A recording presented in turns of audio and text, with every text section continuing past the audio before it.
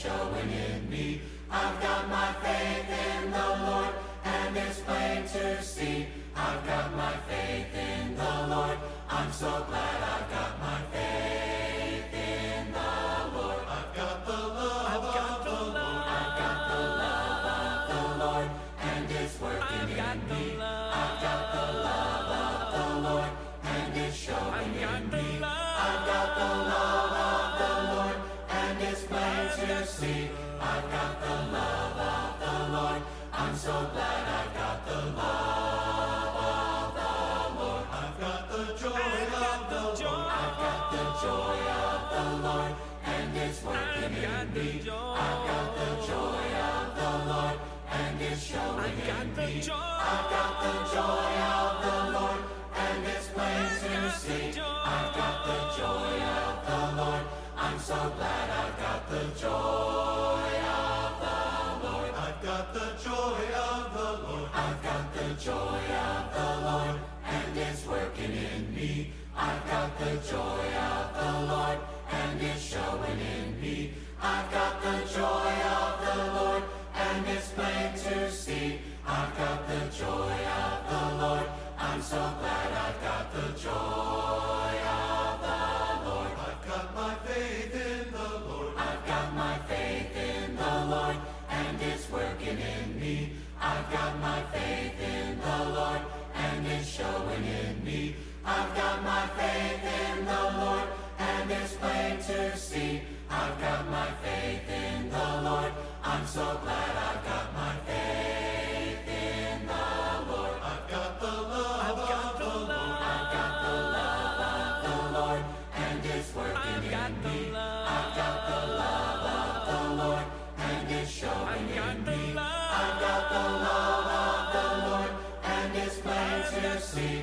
I've got the love of the Lord. I'm so glad I've got the love of the Lord. I've got the joy of the Lord. I've got the joy of the Lord, and it's working in me. I've got the joy of the Lord, and it's showing in me. I've got the joy of the Lord, and it's plain to see. I've got the joy of the Lord.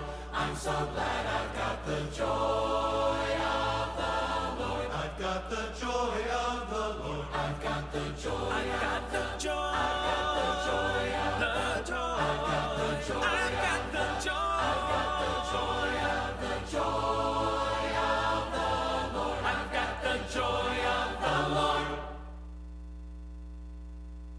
Christ for the world we sing, the world to Christ we bring, with loving zeal, the poor and them that mourn, the faint and overborne, sin sick and sorrow worn, whom Christ doth heal.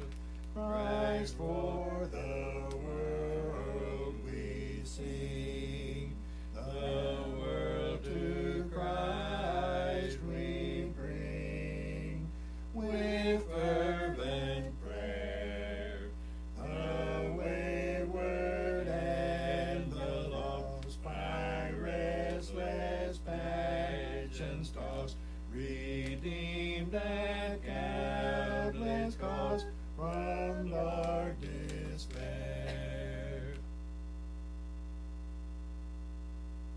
Hello, welcome to our Bible study. My name is Clint McElroy, and today we'll be in 2 Samuel chapter 5. We will be meeting today at 10 a.m., so please join us if you can. Masks will be available at the door for anyone who needs one. If you're sick in any way, please don't come to the auditorium, but instead stay at home and enjoy the streaming service. We'll also have classes at 9 a.m. for all age groups, so please join us for those. If you care to, you can join us in the auditorium to watch this Bible study on the large screen. We want to make sure you're aware that we have these English Standard Version Bibles available to anyone who'd like to have one. If you care to have one, just contact our church office and we'll make arrangements to get you one. Our sick list is quite long, so please refer to the bulletin for more information. But we do want to remember several who are new to the list, including Mary Ann Kinsey, Sarah Amix, and Camden Wilson. If you would, keep them in your prayers and keep their families in your prayers as well. There are many others who are facing surgeries in the immediate future, and I'd ask that you keep my mother, Mary McElroy, in your prayers as well, as she's looking to have some eye surgery done in the near future. As is our custom, we want to remember the story of the two men on the road to Emmaus who were joined by a third party on the way. It was after the crucifixion, and as they traveled along, they remembered later that there had been a burning in their heart while this man was with them. They came to find out that it was Jesus who had been walking with them, explaining to them from the Scripture about things that they needed to hear. It's that burning that they had in their hearts while Jesus was with them that we hope to kindle in our own hearts as we draw closer to the Lord through a study of His Word.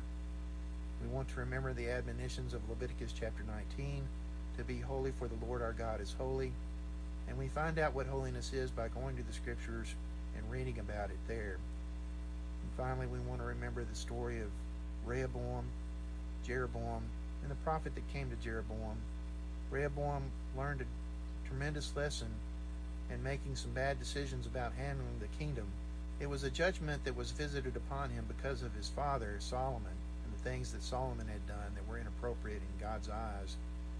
So there was not a lot of hope that he was going to avoid the split of the kingdom, but the choices he made were not wise anyway, and it's a good lesson to look at. Jeroboam, on the other hand, was promised by God, while Solomon was still king, that he would lead the northern tribes. He lived in exile until the death of Solomon, and when he returned, he took over the northern tribes, just as God had promised him. But instead of following the promise that God had given him, he decided on his own that it would be wise to build high places in the mountains and set up a false priesthood to have the people worship there instead of going into Judah to worship in Jerusalem, as was appropriate. This was a sin upon Israel until the time of Christ. It's a terrible thing to take it upon yourself to do something that's more convenient for you than what God has commanded, and to tell others that that's an appropriate thing for them to do as well. And that's a tremendous lesson to take away from Jeroboam's experience all by itself. But there's more to the story. God just didn't let Jeroboam do that on his own. He sent a prophet from Judah. That prophet came and told the king that he was doing wrong, and there's a very interesting story about how that interchange occurred.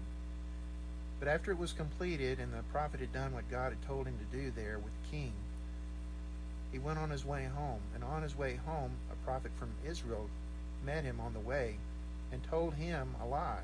Told him that God had told the prophet from Israel that the prophet from Judah should come and join him for a meal. The prophet from Judah, having availed himself of every other part of the command that God had given him, decided that this was an okay thing for him to do, that he didn't have to go on his way home as God had commanded.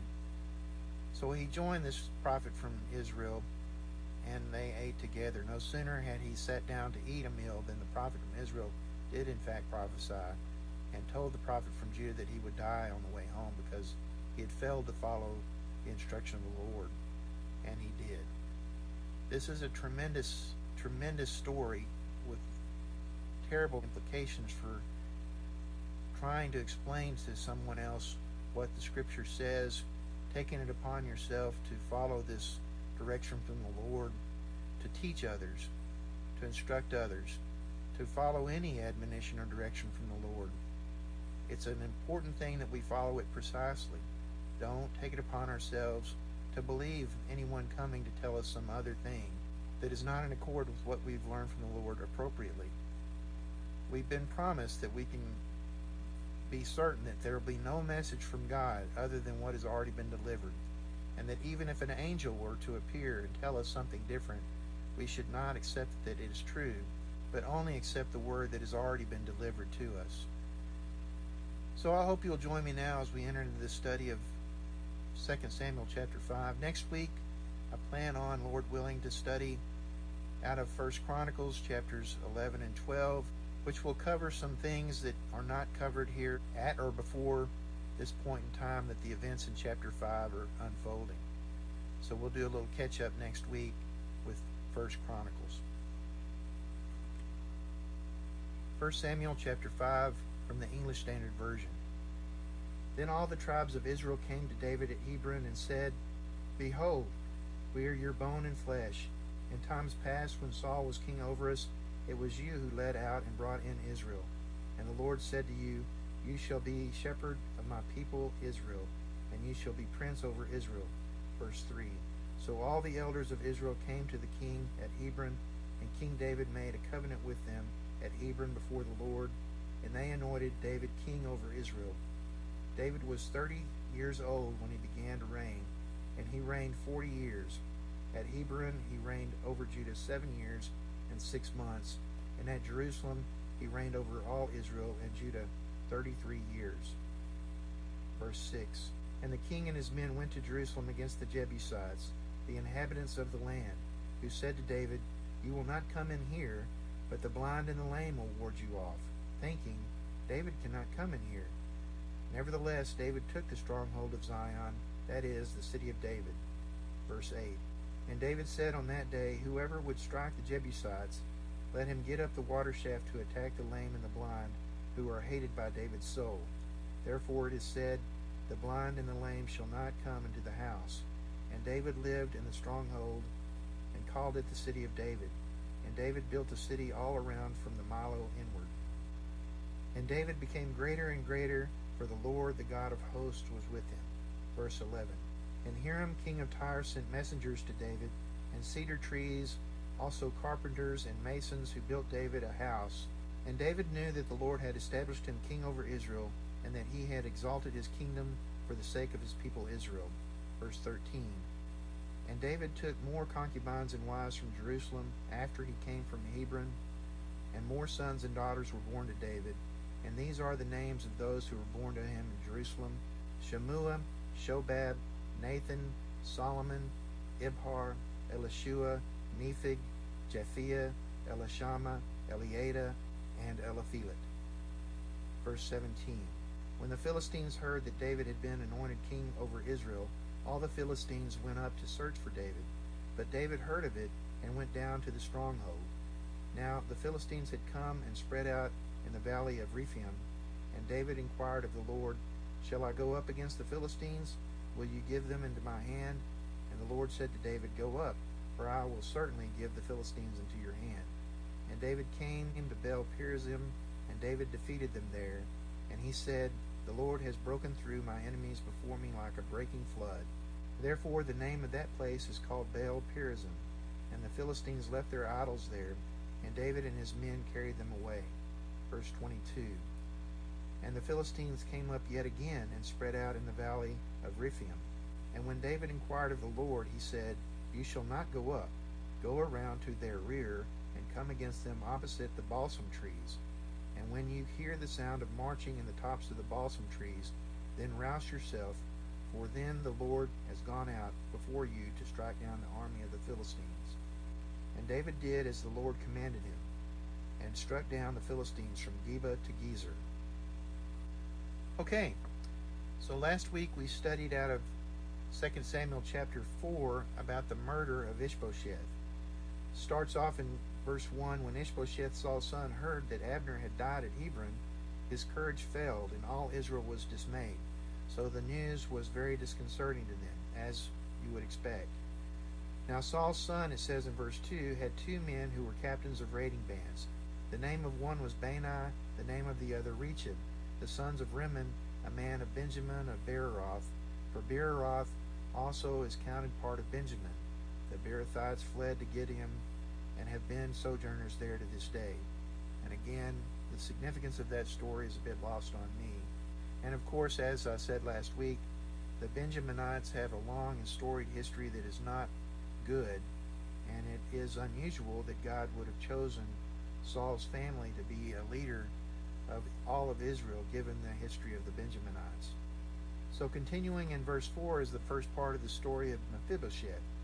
Jonathan, the son of Saul, had a son who was crippled in his feet.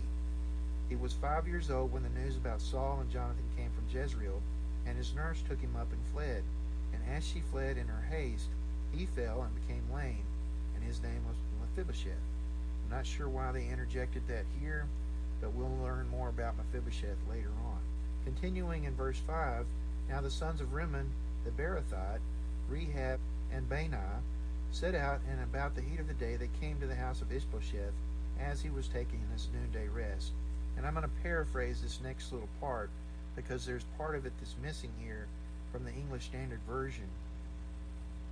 But basically, as they came to the house, there was a woman who was tasked with cleaning the wheat immediately outside the house, apparently. And she was weary and drowsy and apparently had fallen asleep. And they came in the house past her as she slept and killed Ishbosheth while he was sleeping on his bed. They killed him and cut off his head.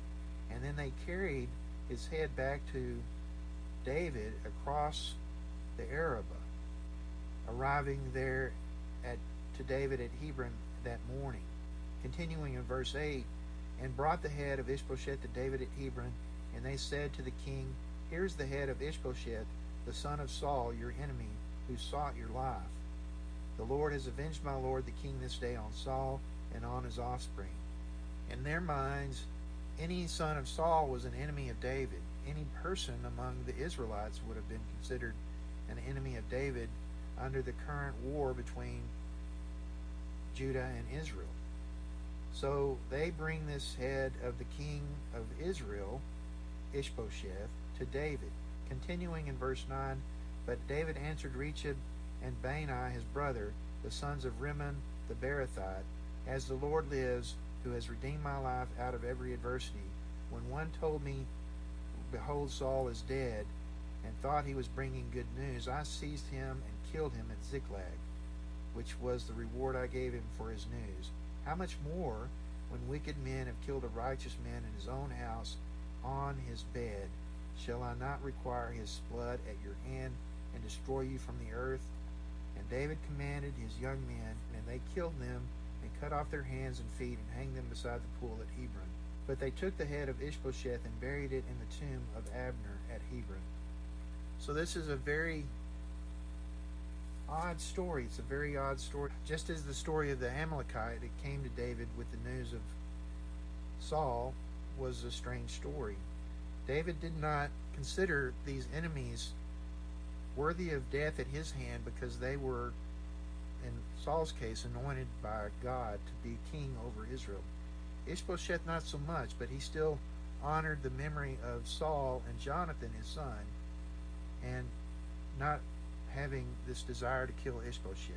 This is a peculiar thing, but the nature of man is to kill his enemy, and David did not have that disposition toward the house of Saul in any way, apparently, which would explain the longevity of the war that had existed between Israel and Judah during this time period. And I read a lot between the lines there to say that David's war was probably a one of defense rather than offense, and the war Israel waged was probably one of offense rather than defense. But I think that that's consistent with the behavior we see here laid out in chapter 4, and it's consistent with the discussion that was made regarding that war in chapter 3.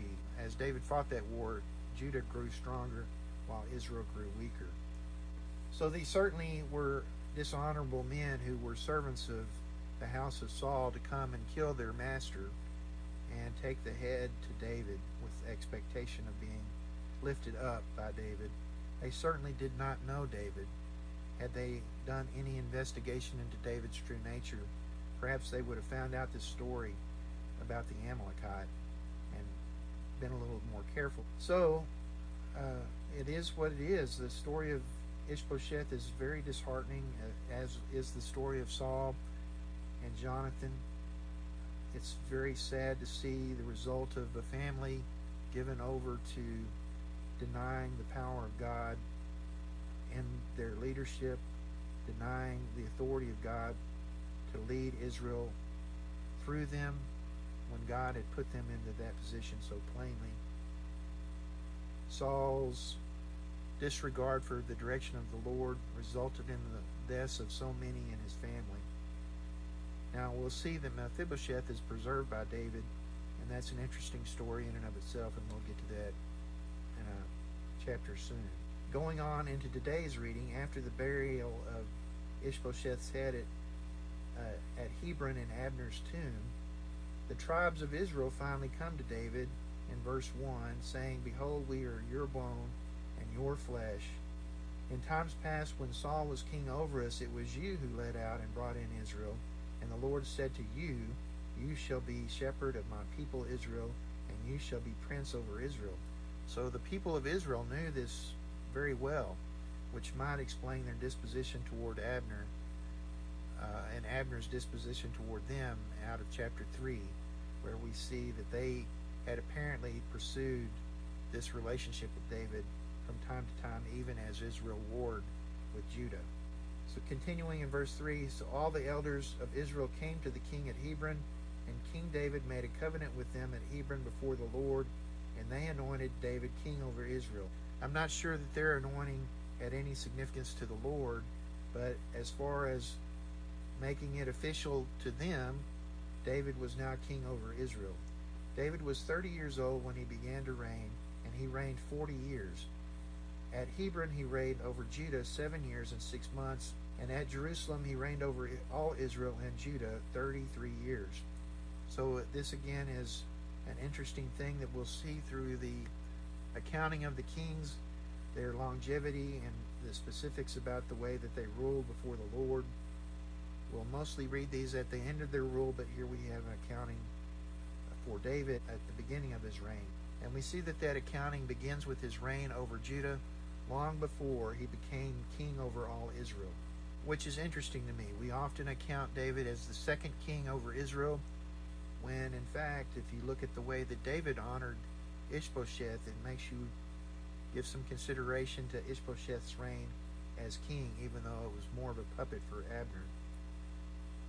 Continuing in verse 6, the king and his men went to Jerusalem against the Jebusites. Now, we hadn't read much about the Jebusites, but the Jebusites were in control of what would become Jerusalem, as we read about it later, also having been known as Salem and several other names previously recorded.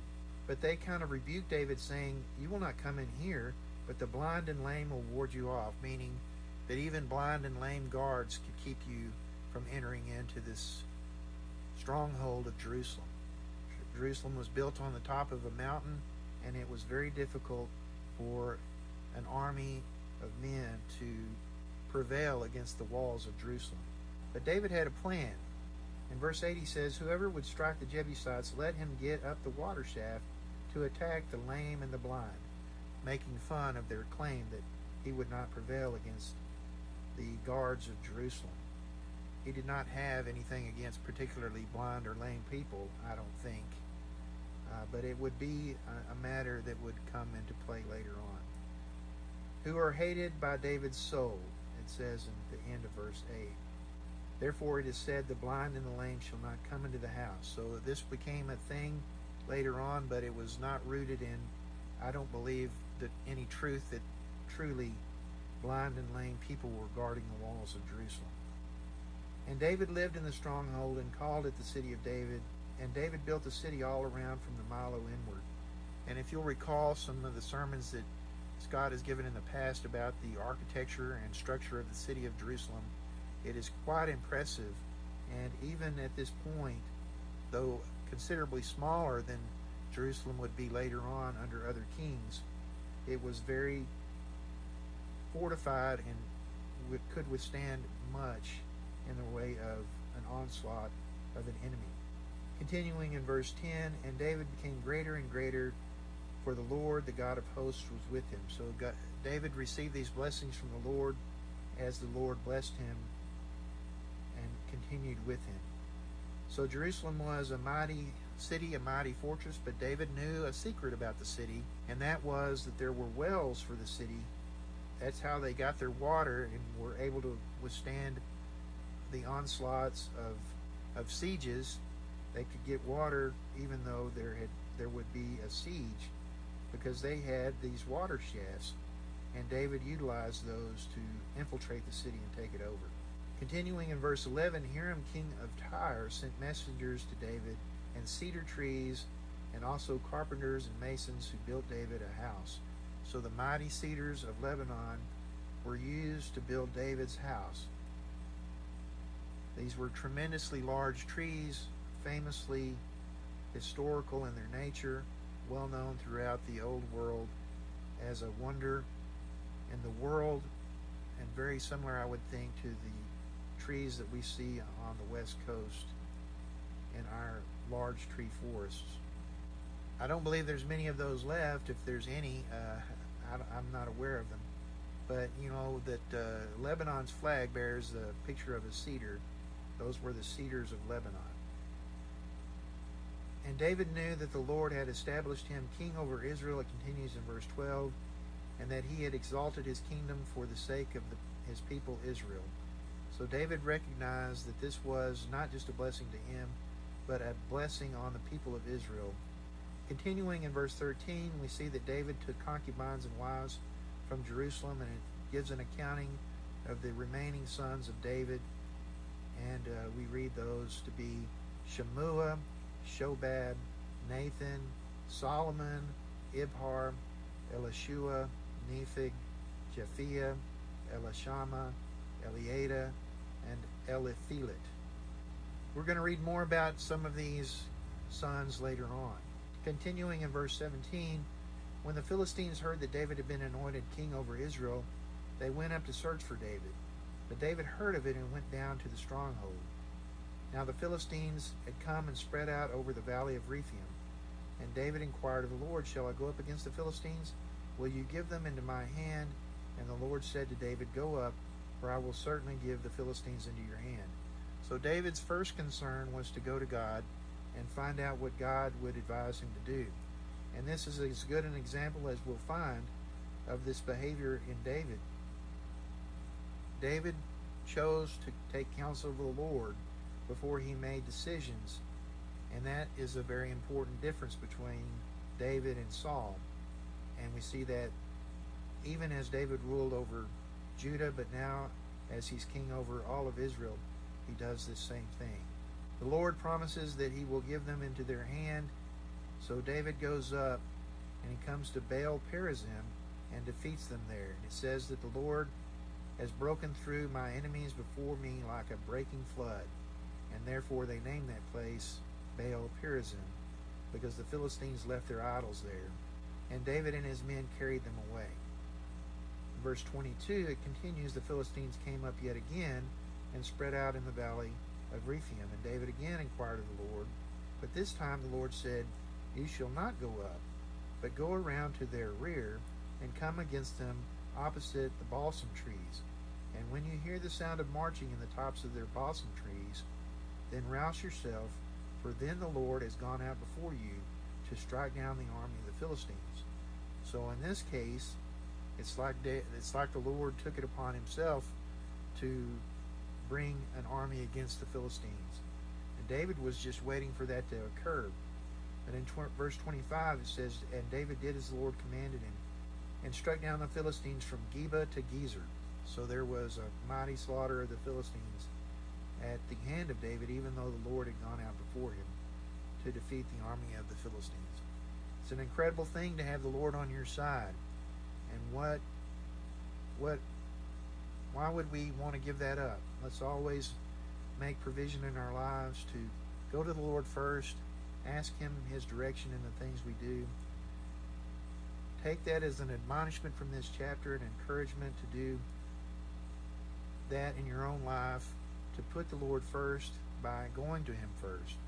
Put the Lord first and bringing your troubles and the trials of your life to him first. Ask him the direction that you should take and let him lead you in the path that he has set before you. He'll do it. He'll do these things for us as he did them for David, and we can take that as an assurance from the promise we have in the New Testament as well. I hope you found a word of encouragement in today's lesson. It's a mighty story of God working through the lives of men to achieve his ends, and we see this as a mighty beginning to David's reign, and all the struggles that he will face are rooted here in these chapters. We're going to see that he faces them with the help of the Lord, even his own shortcomings. So we'll continue next week, Lord willing, reading through 1 Chronicles chapters 11 and 12, looking at how they address some of the things that we have not read here in 2 Samuel, but that occurred in this time frame. We'll read through a lot of it. Probably won't read through all of it because a lot of it's just a lot of names and stuff. But we'll cover hopefully all of 11 and 12 in one sitting, so we can come back here and continue forward in 2 Samuel chapter 6 in hopefully a couple of weeks. We will be meeting today at 10 a.m., so please join us if you can. Hope to see you there. If you're sick in any way, please don't come to the auditorium, but instead stay home and enjoy the streaming service. God bless and have a great week.